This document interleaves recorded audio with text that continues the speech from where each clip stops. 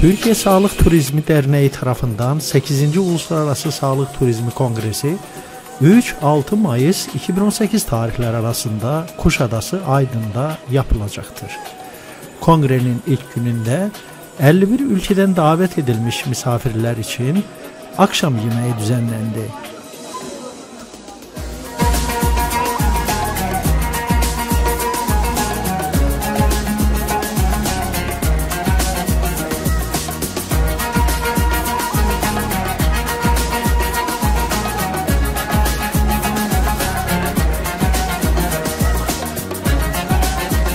Sonra 8. Uluslararası Sağlık Turizmi Kongresi ile ilgili Profesör Doktor Dilaver Tenglimoğlu röportaj gerçekleştirdi.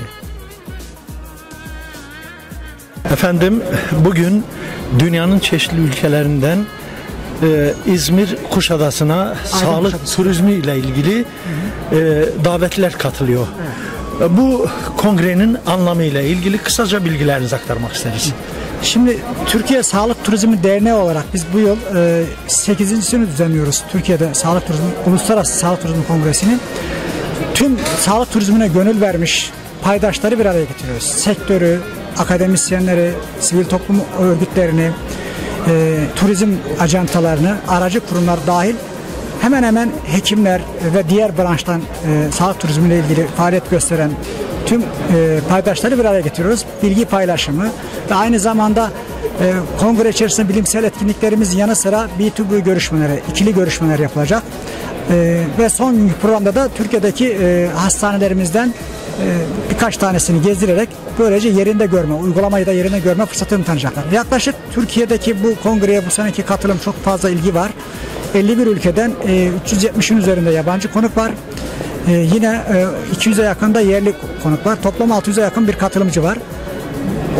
Toplamda 14 tane panel var. Bu panelde hemen hemen sağlık turizminin tüm boyutları masaya yatırılacak. Yani sağlık turizminde aklınıza gelebilecek işte medikal turizmden yaşlı ve engelli turizmine, termal turizmden sağlık turizminde diplomasiye kadar, sağlık turizminde turizm, seyahat ve ajanta firmalarının sorunlarına kadar sağlık turizmiyle ilgili bütün boyutlar akademisyenler ve sektör uygulamacılar tarafından sorunlar dahil tartışılacak.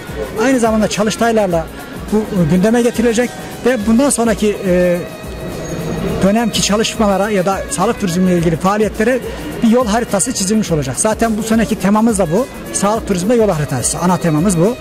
Biliyorsunuz sağlık turizmi turizm destinasyonu içerisinde en hızlı büyüyen turizm türlerinden bir tanesi. %20 kadar yıllık bir büyüme hızına sahip. Diğer turizm türlerine nazaran neredeyse çok fazla büyüyen bir şey. Türkiye'de bu alanda gerçekten öncü ülkeler arasında yer aldı. Son 10 yıldaki gelişmeye bakıldığında sağlık turizmiyle ilgili Türkiye'nin dünya pazarından aldığı pay giderek artmakta. Tabii bunda hem hükümetin teşvik politikaları, özel hastanelerin bu konudaki altyapısının gelişmesi, kamu hastanelerin bu konuya önem vermesi, genç ve dinamik kadrosu, modern teçhizatı ve uluslararası alana taşıyan akademik çalışmalarıyla bu alanda Türkiye biz de varız diyor ve bu alanda iyi olan dünyanın her yerinden 13 farklı ülkeden konuşmacılar davet edildi. Gerçekten bu alanda yetkin olan hukuki boyutundan dediğim gibi diğer medikal boyutuna kadar tüm boyutlarıyla konu derinlemesine ele alınacak, tartışılacak bir bilgi paylaşımı olacak. Hem de aynı zamanda ülkeler arasında yakınlaşmayı da sağlayacak.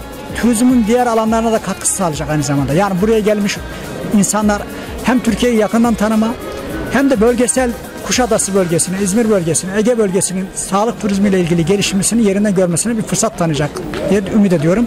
Dünyadaki tüm insanların bu turizm hareketinden faydalanmasına ihtiyaç var. Çünkü gerçekten insanoğlu nerede şifa bulacaksa en iyi şifayı, en ekonomik şifayı nerede bulacaksa arayıp bulmasında bu turizm kongrelerinin, fuarlarının büyük bir katkısı var. Bilgilendirilme anlamında, ülkeler arasında bilgi paylaşımının sağlanması anlamında, işbirliklerinin geliştirilmesi anlamında bu turizm kongresinin büyük bir katkı sağlayacağını düşünüyoruz. Çok teşekkür ederim. Biz teşekkür ederiz.